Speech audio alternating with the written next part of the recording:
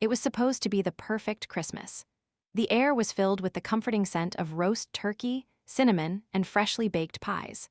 The soft glow of twinkling lights decorated every corner, and a massive Christmas tree stood proudly in the living room, adorned with ornaments that sparkled like little stars. Everything about the evening felt magical, the kind of holiday scene you see in movies. I had been planning this dinner for months, carefully selecting the menu, buying the decorations, and ensuring every detail was just right. I wanted to make it special for us, for him. My heart raced as I glanced at the clock. It was finally time for my boyfriend, Jake, to arrive. We had been together for almost 2 years, and I thought we had everything figured out. Christmas dinner was the perfect opportunity to celebrate our relationship with our families. But the moment Jake walked through the door, something felt off. It wasn't in the way he looked or how he greeted me. No, he smiled and kissed me like he always did. It was in the little things. His eyes darted around the room, and there was a slight tension in his posture. I brushed it off, thinking maybe he was just tired from the hectic holiday season. He had been busy with work, and I understood. He made his way to the living room, where my family was gathered, exchanging pleasantries, laughing, and enjoying each other's company. I tried to shake the feeling of unease that lingered in my chest, but it wouldn't go away. As we all sat down to eat, I noticed Jake was unusually quiet. Normally, he was the life of the party, cracking jokes and engaging in conversations. But tonight, he barely said a word. I watched him, trying to understand what was going on. I had known him long enough to know that something wasn't right. But it wasn't until the dessert was served that I saw it, the moment that would change everything. I glanced over at Jake, and I saw him laughing, not with me but with her. Her name was Emily, one of my close friends.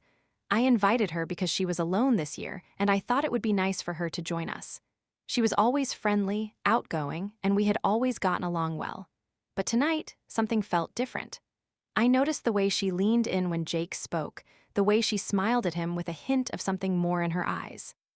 I tried to ignore it, but the little voice in my head kept whispering that something was wrong. My stomach twisted into knots. I thought maybe I was just overthinking things. After all, we were at my family's house, it was Christmas, and nothing should ruin the night. But then I caught it. As I passed the dessert tray, I saw Jake's hand gently brush against Emily as she reached for a slice of pie. It was so subtle, almost imperceptible, but I knew it wasn't just a friendly touch. Something more was happening, something I wasn't part of. My breath caught in my throat. The room suddenly felt much too warm, and I found it hard to focus on anything other than the uncomfortable knot in my chest. I sat back down at the table, trying to act like everything was fine. I smiled, engaged in a conversation with my parents, but my mind was elsewhere. I could feel my heart racing, my hands starting to tremble, but I did my best to keep it together. I didn't want to ruin Christmas. I didn't want to make a scene. But the more I tried to ignore it, the more I saw. Jake's attention was entirely on Emily. His smiles were wider, his gestures more relaxed with her than they were with me. I was no longer the center of his world, not tonight. And then it happened. As I stood up to refill my glass, I saw Emily whisper something in Jake's ear, and he laughed, loudly, easily. I felt the sting in my chest like a slap, a hot wave of embarrassment flooding over me. I quickly sat back down, suddenly feeling like a stranger in my own home. This wasn't my Christmas. This wasn't the man I thought I knew. The pain in my chest was overwhelming. I tried to breathe through it, but it was impossible. My mind raced with questions. Was I not enough for him? Had he been seeing her behind my back? Was this what it all led to? But no matter how much I wanted to ask, to confront him right then and there, I couldn't. Not in front of my family. Not at Christmas dinner. The thought of causing a scene, ruining the night for everyone, made my stomach churn even more. I could feel my hands starting to shake. My smile felt like a mask, a thin veneer that barely covered the heartbreak I felt inside. I tried to focus on the conversation, but it was like I wasn't even there.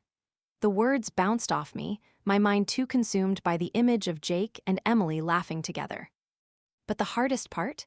The hardest part was realizing that all this time I had been blind. Blind to the signs, blind to what had been happening right under my nose. And I wondered, as I watched them share another private moment, how long had this been going on? Was I the last to know? Tears stung my eyes, but I quickly wiped them away, focusing on the food in front of me, anything to distract myself from the sinking feeling in my stomach. I couldn't let anyone see. I couldn't let my family know. But that was the moment everything changed. It wasn't the betrayal that stung the most. It wasn't the humiliation. It wasn't even the heartbreak. It was the realization that I had been ignoring my own worth for far too long, and it was time to stop. I didn't know it yet, but the pain I was feeling now would become my catalyst for change. The way I saw Jake, the way I saw myself, everything would shift in the coming hours. And that's when I made a decision. I didn't need to stay in this toxic situation. I didn't need to allow myself to be disrespected like this. Christmas dinner had become a turning point for me. I didn't know how it would end, but I knew I was done being a silent observer in my own life. I was going to take control. I couldn't focus on anything else for the rest of dinner. Every glance toward Jake and Emily felt like a dagger to my heart. The way they laughed, the way they seemed so comfortable around each other, it was all too much. I was supposed to be enjoying a Christmas dinner with the man I loved, surrounded by my family. But instead, it felt like I was trapped in a nightmare, one that I couldn't escape from. I stared at my plate, pushing the food around, barely tasting anything. The conversation around me felt distant, like I wasn't even part of it. My mind was in overdrive, trying to make sense of what was happening. I had always trusted Jake. I thought we were happy, that we were building something solid. But now, I couldn't shake the feeling that I had been living in a fantasy. "Are you okay?" My mom's voice broke through the fog in my mind, and I looked up to see her looking at me with concern. I quickly wiped my eyes, hoping she wouldn't notice the tears threatening to spill. "Yeah, I'm fine," I said, forcing a smile. It felt fake, but I had to keep up the act. Not here, not in front of my family. I didn't want them to see how broken I was. She didn't seem convinced, but didn't push it further. The rest of the evening passed in a blur. I smiled when I had to, laughed when it seemed appropriate, but inside I felt hollow. The tension in the air was unbearable, but I couldn't bring myself to confront Jake. Not yet, not when I wasn't sure what was going on. The moment dessert was served, I excused myself from the table, saying I needed to step outside for some fresh air. My hands were clammy, my heart pounding in my chest. I could feel the weight of the betrayal pressing down on me with every step I took away from the table. Outside, the cold air hit my face, and for a moment I just stood there, breathing deeply, trying to clear my head. I needed to think. I needed to make sense of everything. How had I not seen it? How had I been so blind to the signs?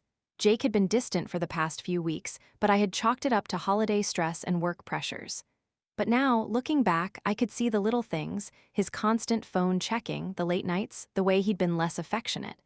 I had ignored all of it, too afraid to confront the truth. And now, here it was, right in front of me. I had to know, I had to hear it from him. My heart raced as I paced in the cold, my breath visible in the night air. I felt a deep ache in my chest, a pain that wasn't just physical but emotional.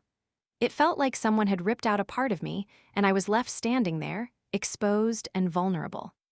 I wanted to scream, to shout, to make him feel what I was feeling. But the words wouldn't come. Instead, I felt an overwhelming sense of numbness. The betrayal hurt, but there was something deeper, a feeling of disappointment in myself for allowing it to happen, for allowing myself to become so entangled in someone else's world that I lost sight of my own. After what felt like an eternity, I took a deep breath and turned back toward the house. I knew what I had to do. I couldn't stay in this relationship any longer. Not like this. Not when the man I loved was clearly not the person I thought he was. But how would I even begin?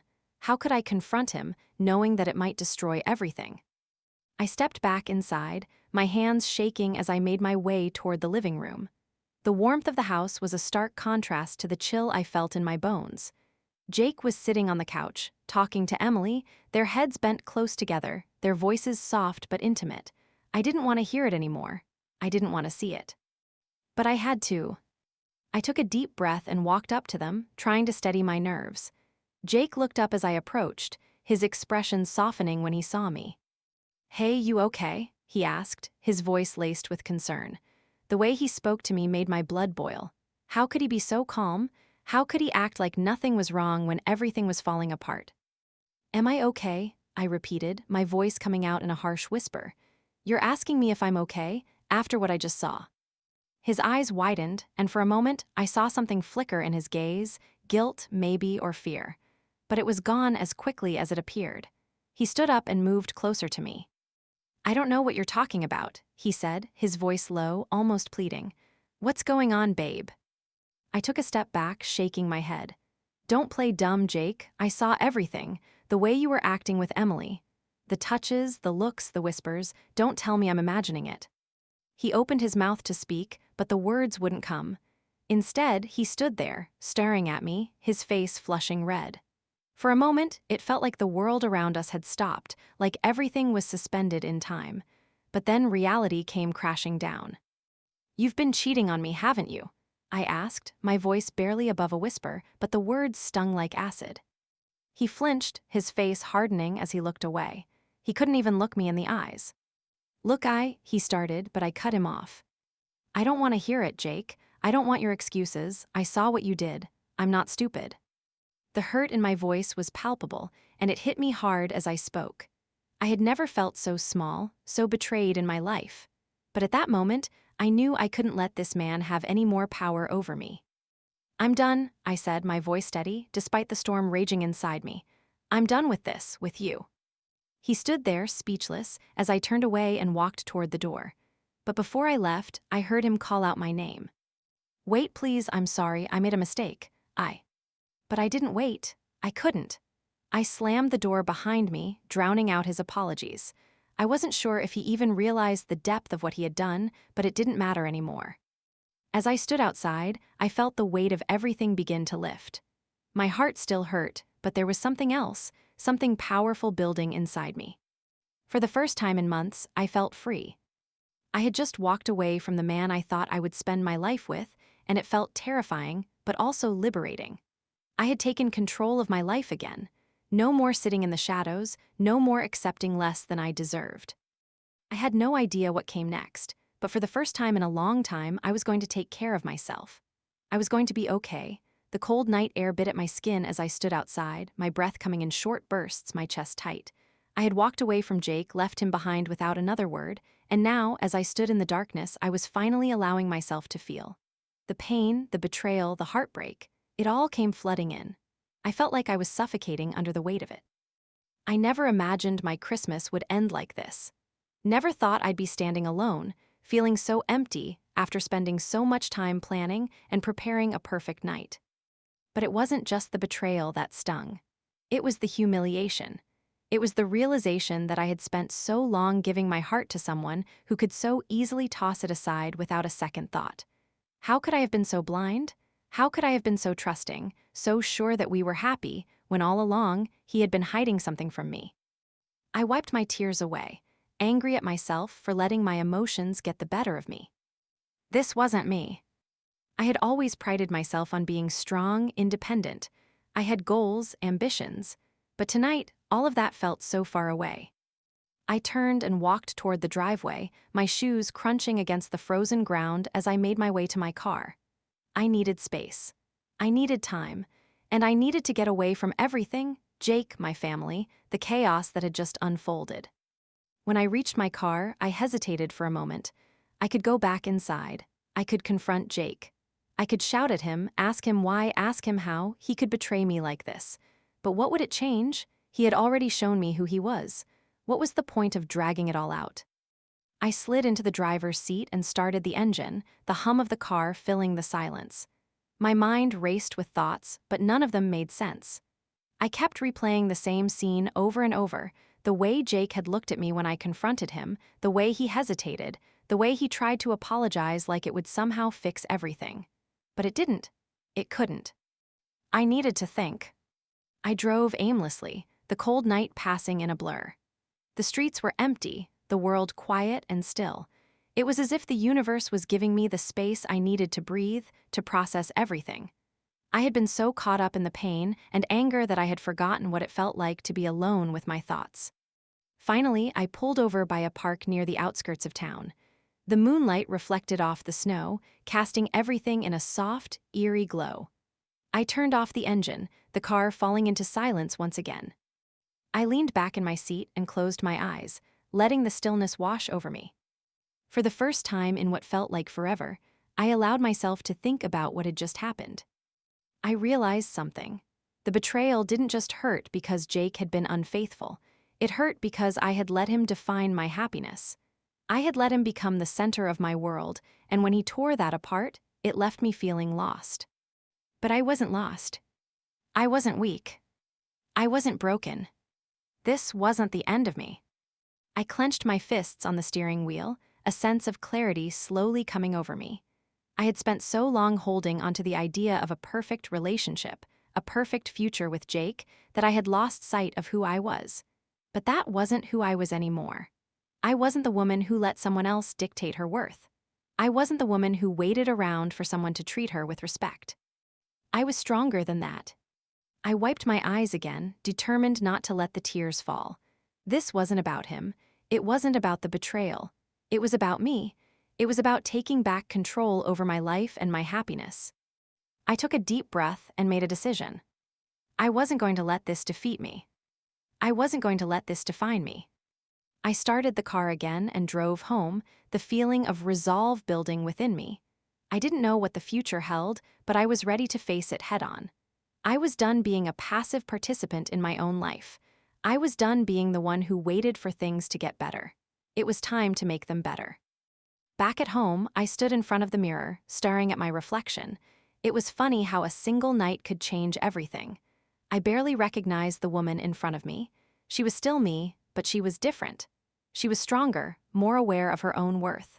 I looked at the tears on my cheeks and wiped them away, leaving no trace of weakness behind. I had no time for weakness. I was going to move on from this. I had to. And so I did. The first step was taking a break from Jake. I knew I couldn't just keep going back to him, pretending like everything was fine. I needed space to figure out who I was without him. I needed to reconnect with the parts of me that had been lost in the relationship. I took my phone and blocked his number. It wasn't out of anger, but out of self-respect. I didn't need to hear his apologies anymore. I didn't need him to explain himself. It was over, and I was finally ready to accept that. In the days that followed, I focused on myself. I spent time with friends who supported me, reminding me of who I was and why I didn't deserve to be treated like that. I started taking care of myself in ways I had neglected for far too long. I signed up for a yoga class, something I had always wanted to do but never had the time for. I started working out, not because I wanted to look a certain way, but because I wanted to feel strong again. I took up painting, something I used to love but had let fall by the wayside. Every brushstroke on the canvas was a reminder that I could create beauty in my life, no matter the mess that had come before. I was healing, and with every step, I was finding a part of myself that I had forgotten. But it wasn't just about the physical changes. It was about the emotional ones too. I began setting boundaries, not just with Jake, but with everyone in my life. I stopped letting people walk all over me. I stopped apologizing for wanting more. And the more I focused on myself, the more I began to see the power I had inside of me. The pain from the betrayal still stung, but it no longer had control over me. I was reclaiming my life, one small step at a time. Days turned into weeks, and while the heartache of that Christmas night still lingered, I began to notice something strange happening inside of me. For the first time in a long time, I felt like I was coming back to life. The fog that had clouded my mind was starting to lift, and I could see the world more clearly. It wasn't just the absence of Jake. It was the presence of me, myself, my true self, the person I had almost forgotten in the middle of trying to be everything for someone else. I looked in the mirror one morning, and I didn't just see the remnants of the woman who had been heartbroken. I saw someone stronger, more resilient. I saw someone who was not defined by her relationship with anyone, but by her own will to rise, to move forward, and to grow. And in that moment, I realized I had a lot more to give, not just to others, but to myself. Reconnecting with old passions. It wasn't an overnight transformation, but it felt like each day was a small victory. I started making changes, little by little, in every part of my life. I began by picking up the hobbies that I had let go of for far too long. I had always loved painting, but somewhere along the way, I had abandoned it. Maybe it was because I had been too busy trying to make my relationship work, or maybe I had forgotten that part of me existed. But now, it was the first thing I turned to when I needed comfort. I went to the local art store and bought new supplies, bright, vibrant colors that spoke to me. Red, orange, gold colors that made me feel alive. I set up a little corner in my apartment with a soft chair, an easel, and a canvas waiting for me to pour my feelings onto it. The first few strokes were messy, unsure, but with each passing day, I felt more confident. I wasn't just painting pictures, I was painting my emotions. Each brushstroke released a little more of the pain, the frustration, the anger, and the sorrow that had been weighing me down. And as the canvas filled up with color, so did I. It was as if I was rediscovering who I was through every color, through every layer of paint. New beginnings. But it wasn't just about painting. I needed to find myself in other ways too. I signed up for a yoga class, something I had been wanting to do for years but never made time for. The first few sessions were tough. My body felt stiff and awkward, and my mind raced with thoughts of everything I had been through. But with each deep breath, with each movement, I started to let go. The poses became a way for me to reconnect with my body, to embrace its strength and flexibility, both physical and emotional. It was the first time in a long time I felt truly grounded. Yoga wasn't just a workout, it became a practice of mindfulness. I learned to tune out the noise in my head, to focus on the present moment, and to acknowledge my feelings without letting them take control. I wasn't running from my pain anymore, I was facing it head-on, one breath at a time. Building new relationships. I also started rebuilding my relationships with friends. It's funny how easy it is to neglect the people who truly care about you when you're in a relationship. I had lost touch with some of my closest friends, especially the ones who had warned me about Jake. They had seen things I didn't want to see, and I had pushed them away in favor of someone who wasn't worth it. But now I reached out to them. I texted Clara, my childhood best friend, and asked if she wanted to meet up for coffee. I didn't expect her to drop everything, but I needed her. She was the one person who had always supported me, even when I didn't deserve it. When we met, we sat in a cozy cafe, sipping coffee and talking about everything: life, love, and the changes that had happened in the past few months. Clara listened without judgment, her eyes warm with empathy. When I told her about the painting, the yoga, and the ways I was rediscovering myself, she smiled, a soft, knowing smile. "You're becoming who you were always meant to be," she said, her voice filled with love and encouragement. For the first time in a long time, I felt seen, and not just by Clara, but by myself. I was starting to see the woman I could be, not the woman I had been trying to be for someone else. The moment of clarity. One evening, I sat in my apartment, looking out the window as the city lights flickered in the distance. It was a quiet night, no more rushing around, no more pretending everything was okay when it was. I had spent months trying to find my footing after the betrayal, but in that moment, I realized I had already found it. I wasn't waiting for someone else to tell me I was worth it. I wasn't waiting for Jake to apologize or come back. I wasn't waiting for anyone. I was already enough. I had spent so much of my life giving pieces of myself to others, trying to fix things, trying to make things work. But now, I was learning to take those pieces back and put them together into something whole again. I was reclaiming my life, my happiness, and my peace. I smiled to myself as I reflected on how far I had come. I wasn't the same person I had been that night at Christmas dinner. I wasn't the woman who had been broken by betrayal. I was stronger, wiser, and more in control of my life than I had ever been. The unexpected return. A few weeks passed and life began to feel normal again. My days were filled with painting, yoga, and work. I was meeting new people, making new memories, and slowly, the pain from the betrayal began to fade into the background. But then, one afternoon, I received a message from Jake. My heart skipped a beat, but I didn't feel the same rush of emotions I once did. I had moved on. I had healed. But part of me wondered why he was reaching out now. Why did he think it was okay to contact me after everything that had happened? I hesitated, my thumb hovering over the message. Part of me wanted to ignore it, to block him out completely. But another part of me, curious, maybe, wanted to hear what he had to say. So I opened the message. "I'm sorry," it read. "I've been thinking about everything. I messed up. I miss you. Can we talk?" I stared at the screen, reading the words over and over. The man who had shattered my trust was asking for another chance, asking to talk. For a moment, I felt a twinge of emotion, a mixture of anger, sadness, and something else I couldn't quite place. But then I remembered how far I had come. I remembered the strength I had found in myself, the peace I had worked so hard to create. I wasn't the same person who had desperately clung to a broken relationship. I was someone new, someone stronger, someone who knew her worth. And as I read his message one last time, I realized that I didn't need him. I didn't need his apology or his validation. I had everything I needed right here within myself. I deleted the message without responding, and for the first time in a long time, I felt truly free.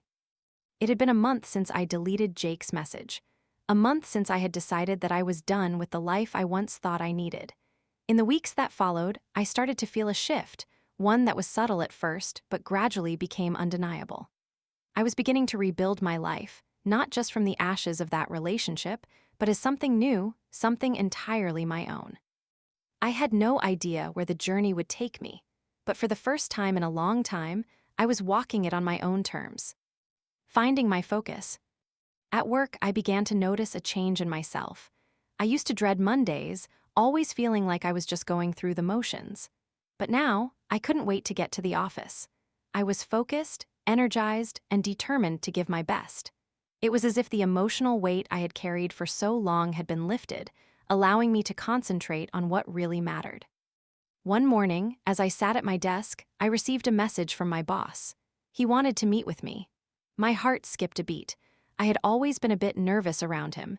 He was a powerful figure in the company, and I had never felt completely confident in my own skills.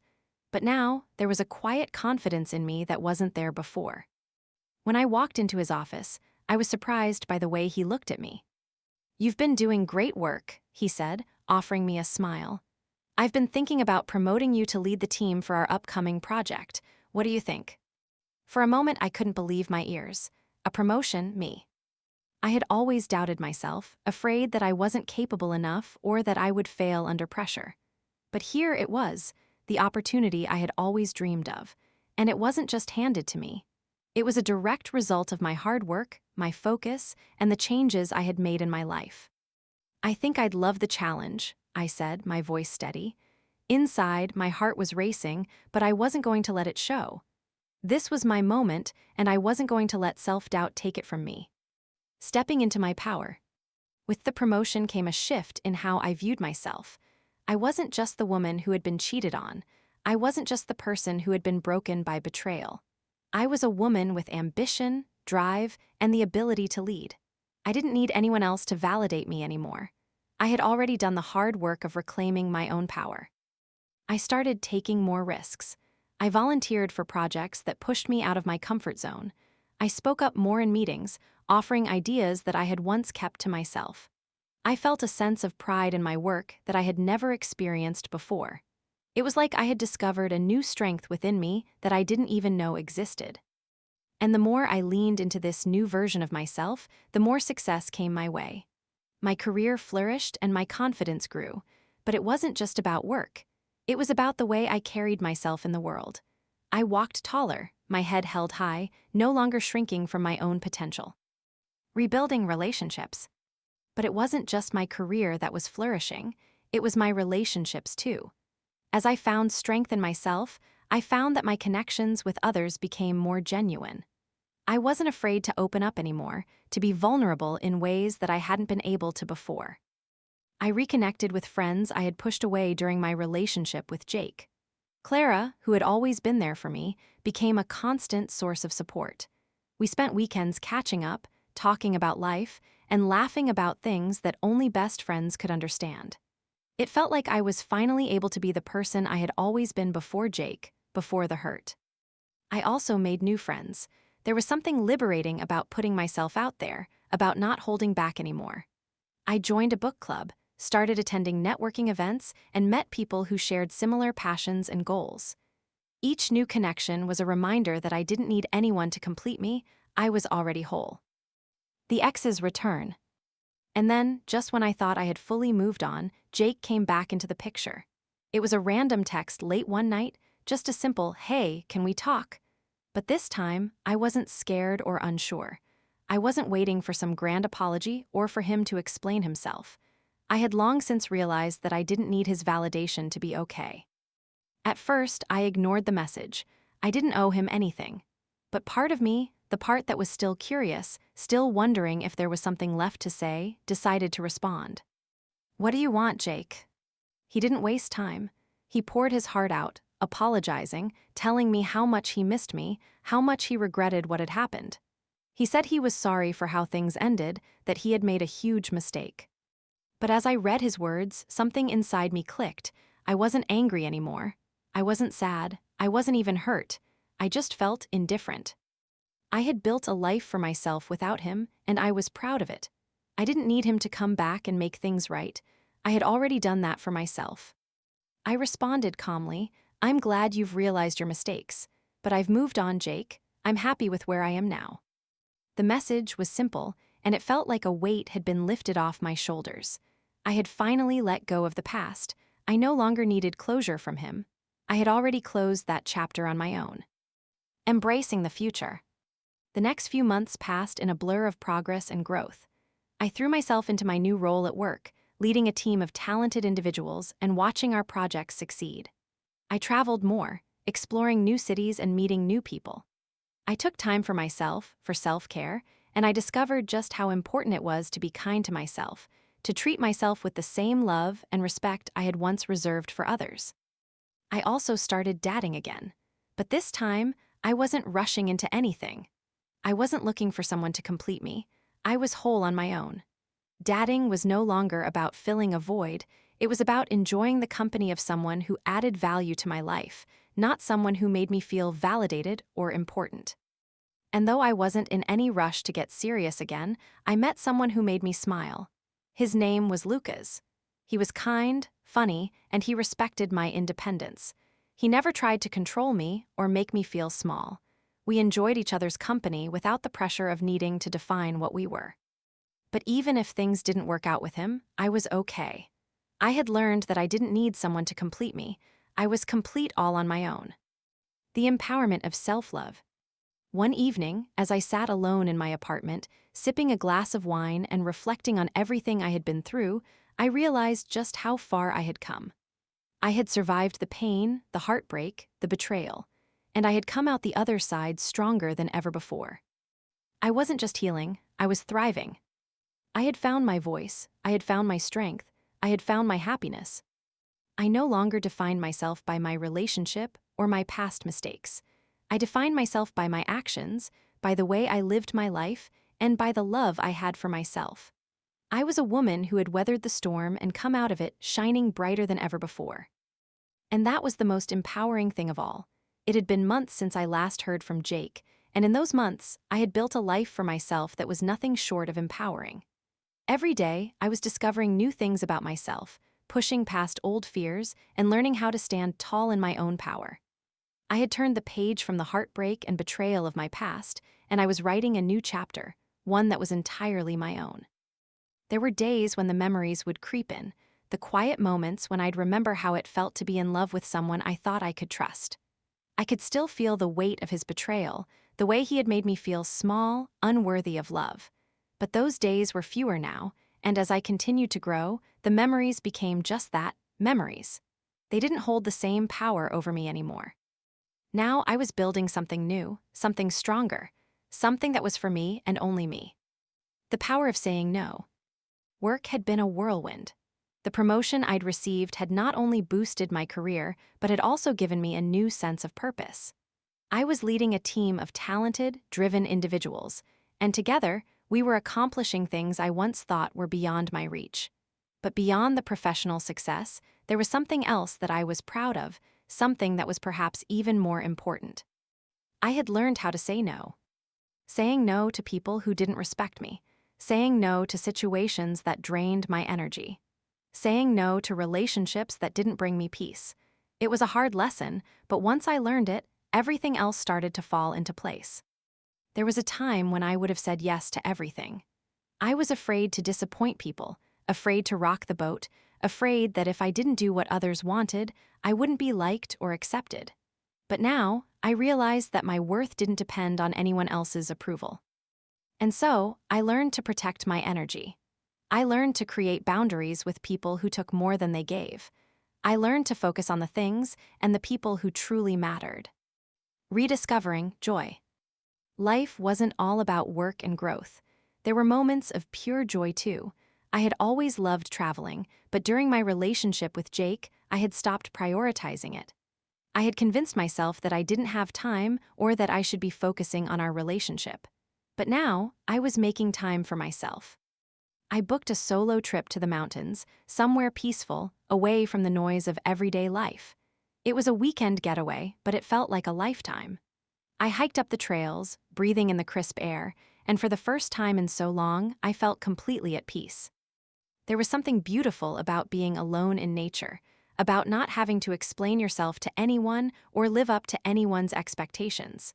The mountains were quiet, and so was my mind. On that trip, I realized that I was starting to enjoy my own company. I wasn't lonely anymore. I was comfortable being by myself, doing the things I loved without needing anyone else to share them with. The unexpected friendship. During this time, something unexpected happened, something that reinforced the lesson I was learning about the value of real connections. I met Lucas. He wasn't the kind of guy I expected to meet while I was on a solo trip, but there he was, sitting at a small table in the cafe where I had stopped for lunch. He had a quiet confidence about him, someone who wasn't trying to impress anyone. Our conversation started over something simple, a shared love of photography. He had a camera with him, and we started talking about different places we had traveled to, sharing stories of the adventures we had. But there was something more. Lucas wasn't interested in me in the way I had expected a man to be. He wasn't trying to win me over or make me feel special. He was just genuine. He was interested in who I was, not who I could become for him. It was refreshing. It was real. And it made me realize that I didn't need someone to define me. I didn't need someone to complete me. I was already whole on my own. We exchanged contact information and kept in touch after that. But even though we were getting to know each other, I never felt the pressure to be anything other than myself. And for the first time in a long time, I felt like I was meeting someone who respected me, who didn't want to change me, and who valued the things I valued. But I wasn't rushing into anything. I was enjoying the pace of getting to know someone while still focusing on myself. There was no need to hurry. I had learned that finally. The call of independence. As the months passed, I found myself becoming more and more independent. Not just in the sense of living alone or handling my own career, but in the way I viewed the world. I no longer saw myself as someone who needed anyone else's validation. I didn't need to be in a relationship to feel valuable. I didn't need to be constantly surrounded by people to feel loved. I had learned that love starts with me. Self-love was no longer a concept I read about in books. It was something I practiced every day. I treated myself with the kindness and respect I had once reserved only for others. I started journaling, reminding myself of my worth, listing out the things I was grateful for, and celebrating the small victories. I was no longer just existing, I was living. The moment I realized it was all worth it. One evening, I sat on my balcony, sipping tea, as the sun dipped below the horizon. The soft glow of the fading light painted the sky in warm hues of orange and pink. For a moment, I just sat there, letting the beauty of the world soak in. I wasn't thinking about Jake. I wasn't thinking about the past or the hurt I had carried with me for so long. I was thinking about how far I had come. I had been through pain, betrayal, and loss, but I had emerged from it all stronger, wiser, and more aware of my own strength. I wasn't waiting for anyone to save me. I had saved myself. I looked out at the world in front of me, and for the first time, I felt at peace with it, at peace with myself. The journey had been long and sometimes painful, but it had been worth it, because I wasn't just surviving anymore. I was thriving. And that was everything I had ever wanted. It had been nearly a year since that painful Christmas night. A year since I had walked away from Jake, since I had made the decision to take my life back. I couldn't say that everything was perfect now.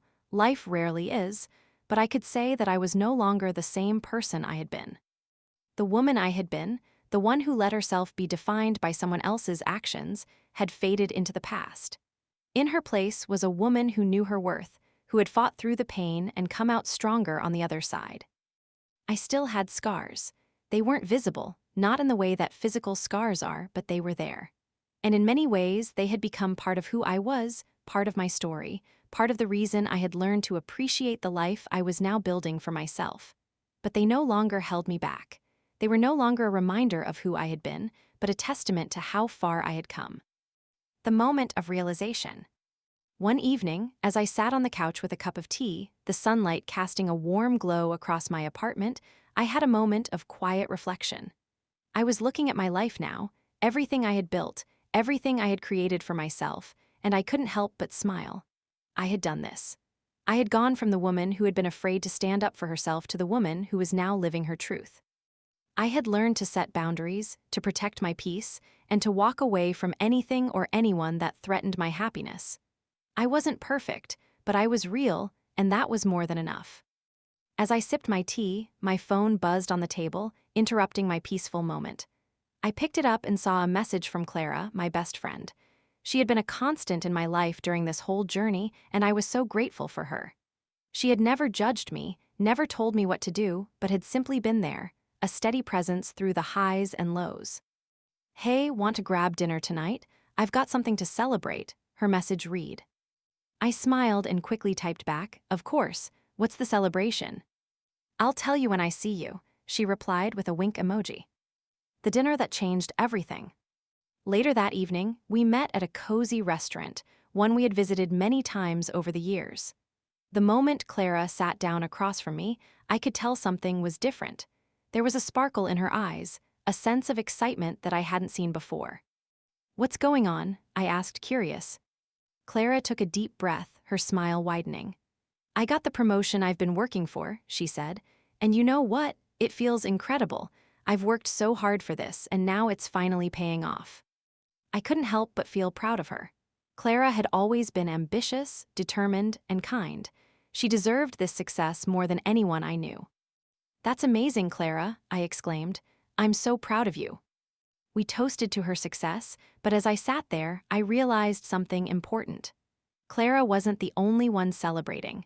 I was celebrating too, because as much as this was about her, it was also about me. Over the past few months, I had focused on my own growth, my own healing. And while I wasn't at the point of huge life milestones like Clara, I realized that the journey I had taken was one of incredible success.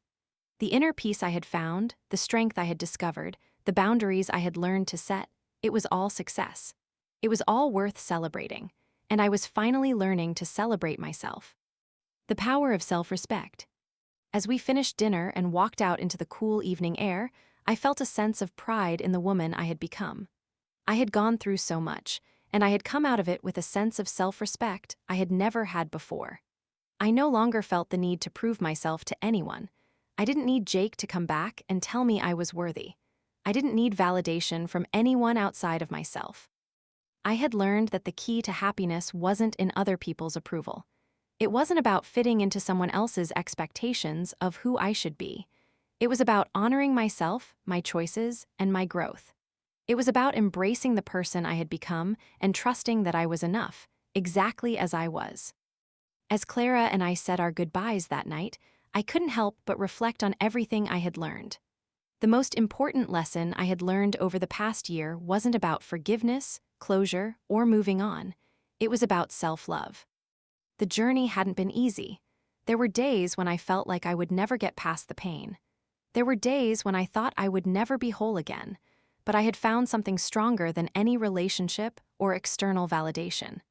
I had found a deep, unwavering love for myself, and that had made all the difference. The new chapter. The next few months passed in a whirlwind of growth. My career continued to flourish, and I became more confident in my role. I took on new projects, challenged myself, and kept learning. But beyond work, I also took time to nurture my personal life, my relationships, my health, and my own well-being. And then, one day, as I was reflecting on all that I had accomplished, I realized that I was ready for something more. I wasn't looking for someone to complete me, but I felt ready to share my life with someone who respected me, who supported me, and who saw me for who I truly was. That was when Lucas came into the picture. Lucas and I had been seeing each other casually for a few months, and while we had shared some amazing moments together, I had never rushed things. I had been taking my time, building my life, and figuring out what I wanted. But one evening, as we were sitting on the couch, talking about our goals and dreams, he turned to me and asked, "What do you want out of life, really?" The question caught me off guard, but as I thought about it, I realized that what I wanted had changed. I wasn't looking for someone to fill a void anymore. I wasn't looking for validation. What I wanted was someone to walk beside me, someone who shared my values, my goals, and my passion for life. "I want to build something beautiful," I said, "something that's mine, something that makes me happy. I want a life where I'm free to be me." He smiled, his eyes warm with understanding. "That sounds exactly like what I want too." It was then that I realized I was no longer just looking for a relationship. I was looking for a partnership. A partnership built on mutual respect, love, and a shared vision for the future. The empowerment of letting go. In the months that followed, Lucas and I continued to build our relationship, but never at the expense of my own independence. I had learned that a healthy relationship didn't require losing yourself. It was about growing together, but also continuing to nurture the person you were on your own. And when I looked back at everything I had been through, the heartbreak, the betrayal, the fear, and the doubt, I realized that it had all led me to this point. It had all been part of the process of becoming the woman I was today. I no longer carried the weight of the past. I had let go of the need for validation, for closure, for Jake to come back and apologize. I had let go of the idea that I needed someone to make me whole. I was already whole. And with that, I was free. Empowering statement. As I sat in the quiet of my apartment one evening, looking out at the city lights below, I made a vow to myself. I promised that I would never again let someone else define my worth. I would never again let someone take away my peace, my happiness, or my sense of self. I had learned that the greatest power I could have was the power to choose. To choose who I spent my time with, to choose the life I wanted to live, and to choose how I treated myself. And with that power came freedom, the freedom to live authentically, to love unconditionally, and to rise above any obstacle that came my way. I was no longer the woman I had been. I was stronger, wiser, and more powerful than I had ever been before. And that, I realized, was the greatest gift of all.